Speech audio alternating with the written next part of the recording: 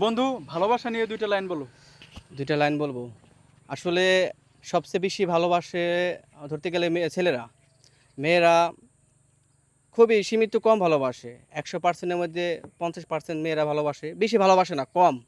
একটা ছেলে একটা মেয়েরে প্রচণ্ড পরিমাণ হিউজ পরিমাণ ভালোবাসে, হিউজ পরিমাণ ভালোবাসে, কিন্তু অবশেষে মেয়েরাই কিন্তু ছেলেরা কষ্ট দিয়ে চলে যায়।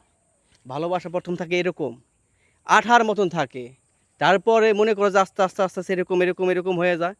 ও ছাড়তেও পারে না, ও ছাড়তে পারে না, অবশেষে মনে করো যে ছেলেটাই মনে করো যে মেয়েটা ছেড়ে দেয়, ছেলেটা কষ্ট পায়, কলিজাটা মনে করো যে ধূপ করে একটা বার ছিঁড়ে ফিরে চলে যায়।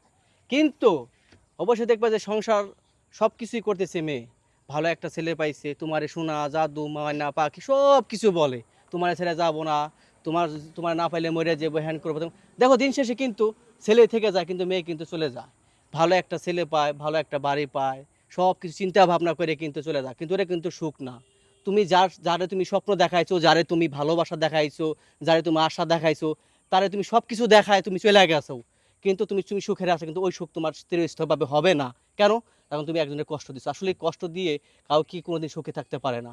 এটা হলো আমার কথা।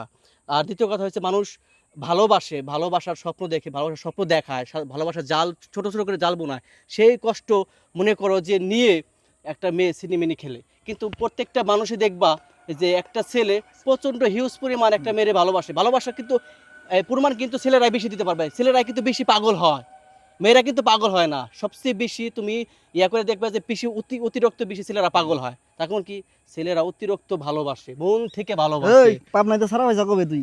কেন? হ্যাঁ, তুই যে পাবনাইতে সারা পয়সা জানে আমি কেউ বাড়িতে জানে? তাই চইলাইছা আসলে বন্ধুরা, এটাই বাস্তব, ভালোবাসলে মানুষ পাগল হয়ে যায় এরকম। হ্যাঁ। ঠিক